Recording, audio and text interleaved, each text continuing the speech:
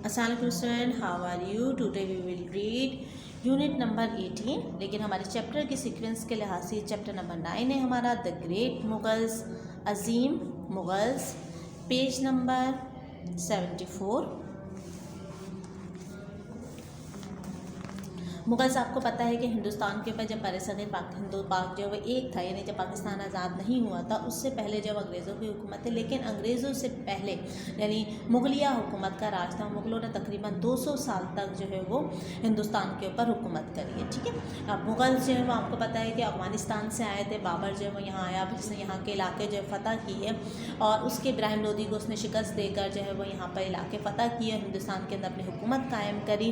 अकबर ने यहाँ पर बाकायदा जो है एक मजबूत हुकूमत बनाई और उसके बाद जो है हिंदुस्तान के ऊपर मुगलिया हुकूमत का जो राज है, मुग़लों ने यहाँ पर एक बहुत सारे काम सर अंजाम दिए। शायरी में अपनी तहज़ीब और तमद्दुन को एक नया रुख दिया हिंदुस्तान की, और जो है बहुत सारे लोग मुग़लों के यहाँ आने की वजह से मुसलमान भी हुए, क्योंकि यहाँ पर इससे पहले जब हिंदुओं की हुकूमत थी, हिंदू राजा सिंध के अंदर हिंदू राजा ताहिर की हुकूमत थी, तो इन तमाम इलाके जो है वो मुग़लों ने जो है फ़तह किया और एक मजबूत मुगलिया सल्तनत की जो है वो बुनियाद रखी और तकरीबन 200 साल तक उन्होंने यहाँ पर हुक्मरानी की। और उसके बाद जब आहिस्ता आहिस्ता जब उनकी सल्तनत जब वो कमज़ोर होती चली गई, तो यहाँ पर जब अंग्रेज़ों ने जब ईस्ट इंडिया कंपनी लगाकर हिंदुस्तान के अंदर जो है वो आए और उसके बाद आहिस्ता आहिस्ता उन्होंने यहाँ पर बगावतें करवानी शुरू करी और हिंदुस्तान के ऊपर कब्ज़ा कर लिया। 100 साल जो है उन्होंने हिंदुस्तान के ऊपर हुकूमत करी होगी, हिंदू राज कायम कर, अंग्रेज़ों का राज कायम रहा, लेकिन पहले आखिर अंग्रेज़ों को यहाँ से जाना पड़ गया और हिंदुस्तान जो है वो 2 हिस्सों के अंदर डिवाइड हो गया, इंडिया और पाकिस्तान के अंदर, और एक नया वजूद जो है नया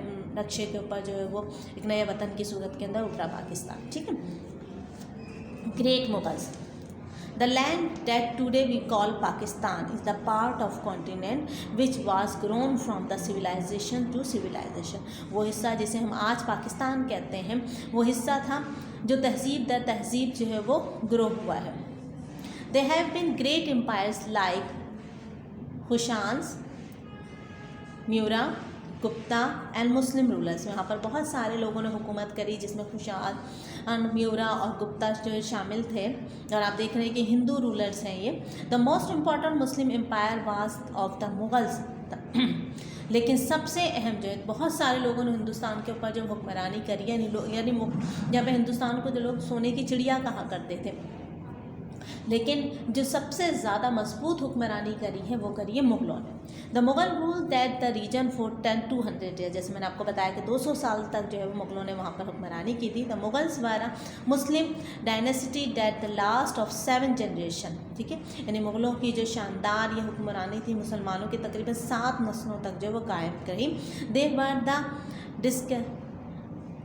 descendants of the Turk conqueror Tamerlane and the Mongol ruler Genghis Khan. ठीक है, और उनके जो जद्दे अमजद थे, डिसेंडेंट्स जद्दे अमजद, वो तुर्क कॉन्क्यूरर तुर्क फातह तैमूरलैन और मंगोल रूलर चंगेज़ खान थे, यानी उनका जो सिलसिला था वहाँ से जाके मिलता था। The Mughals founded a strong government and expanded the empire and greatly. मुग़लों ने जो है वहाँ पर एक मजबूत हुकूमत कायम करी और अपनी सल्तनत को फैलाया। They allow Muslims, Hindus and Christians alike का प्रैक्टिस देयर बिलीव्स। और उन्होंने मुसलमानों, हिंदुओं और क्रिश्चियन ईसाइयों को, क्योंकि हिंदुस्तान के अंदर तमाम मुस्लिम बहुत सारे मज़हब के लोग जब आबाद थे, उन्होंने उन सबको जो है आज़ादी दी कि अपने अपने मज़हब के मुताबिक ज़िंदगी गुजारें। दे प्रमोटेड आर्ट एंड लर्निंग। उन्होंने आर्ट को, फ़न को जो है बहुत ज़्यादा तरवीज दी। To this day is then certain works of Mughals are known by the such names of Mughal paintings, Mughal architecture and Mughal carpets। यानी उन्होंने तहज़ीब व तमद्दुन को इतना ज़्यादा वो जो फ़रोग़ दिया, फ़नून लतीफ़ा को, कि आज जो मशहूर है चीज़ें वो है मुग़ल पेंटिंग्स, मुग़ल आर्किटेक्चर, मुग़ल फ़न तामीर या मुग़ल कारपेट्स के नाम से। आप देख रहे हैं कि अगर आप कभी लाहौर गए हो, वहाँ पर आप देखें बहुत सारी इमारतें जो मुग़लों ने तामीर कराई, जो आज तक बहुत, जैसे शाही किला है, ये मुग़लों की जो तामीर की गई इमारतें थी जो बहुत ज़्यादा मशहूर है। यानी मुग़लों का जो फ़न तामीर था वो बहुत ज़्यादा पूरी दुनिया के अंदर मशहूर हुआ।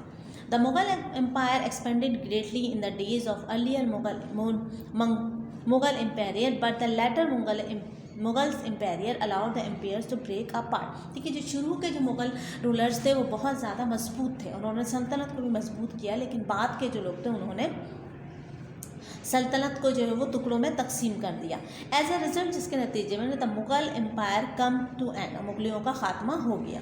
And India came under the British control, और इंडिया जो है ब्रिटिश कंट्रोल के हाथ में आ गया। Some details about some of the most famous Mughal empire are presented in the following page. तो बहुत सारे जो हम आगे चैप्टर्स पढ़ेंगे उनमें मुगलों के जो एम्पायर्स थे, शुरू के मशहूर और मजबूत जो हुक्मरान थे, उनके बारे में बताया गया, वो हम पढ़ेंगे।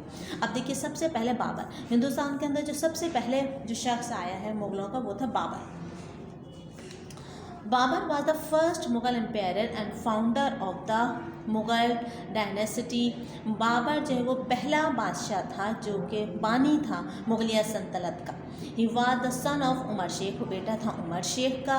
रूलर ऑफ फरगाना, जो कि फरगाना का अफगानिस्तान का एक शहर है फरगाना, वहाँ का हुक्मरान था। Small state in Central Asia, जो कि वस्ती एशिया की छोटी सी रियासत है। Babur was a great military commander. Babur जो है वो एक अजीम सुपर सालार था, एक पोइट शायर था, स्टेटमैन, एक रियासत दान था, एंड आन एडवेंचर, और एक ख़तरों में अपनी जान जानने वाला या जान जोखों में डालने वाला शख्स था।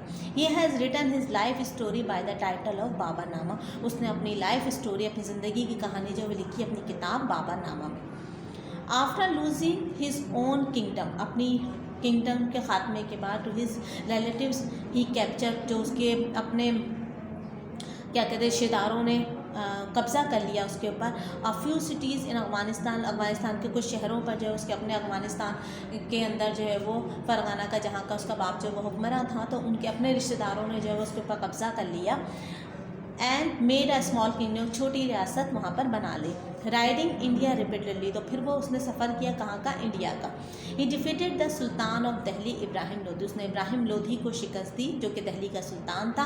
At the battle of Panipat, Panipat की जंग में, यानी पानीपत के मुकाम के ऊपर वो जंग लड़ी गई थी, तो वहाँ पर उसने इब्राहिम लोधी को जो है वो शिकस्त दी। This is called the first battle of Panipat, और ये कहलाती है पानीपत की पहली जंग। इट फाउट इन 1526, और ये लड़ी गई थी 1526 में।